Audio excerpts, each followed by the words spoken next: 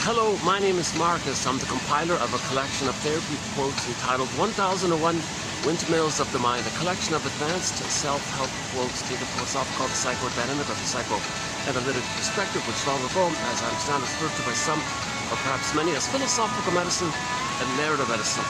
All part of the innate process to know ourselves. Know thyself.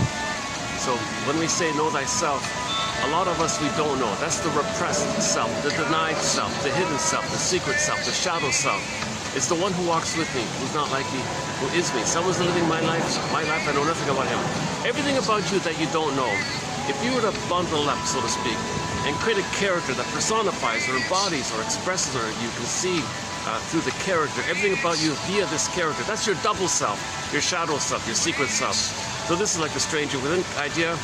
And there's a lot of energy there, a lot of knowledge there, a lot of wisdom, a lot of pain. Man, oh man, that's our double self.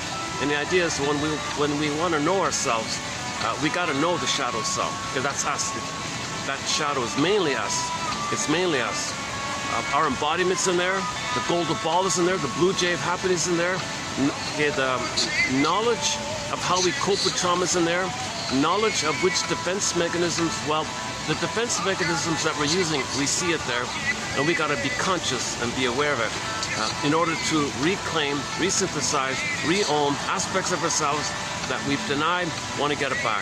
So we had a sense of wholeness in the beginning. Healing and wholeness are synonymous. It's like a 360 thing. Robert Bly describes it as a 360 personality.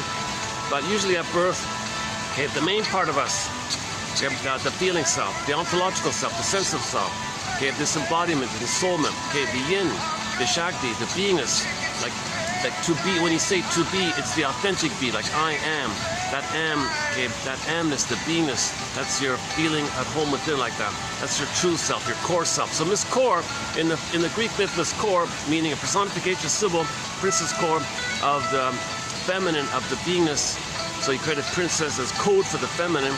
And that's your core self, your authentic self, your real self, your true self, your soulful self, your feeling self. You create a character, a personified character called Miss Core. Now, in trauma, okay, we mainly live from this Miss Core part of us. This is called the feminine principle, the feminine element, the beingness and all that. We mainly live from there. We live to the extent that we feel from there. This is our I, this is all the capacities of the real self are there. Okay, now, in trauma called attachment trauma, relational trauma, interpersonal trauma, developmental trauma, strain trauma, ambient trauma, weaning trauma, etc. When there's some kind of trauma, that means there's a huge gap between what the baby needed and what he got. That gap, okay, the metaphor is the crack, the chasm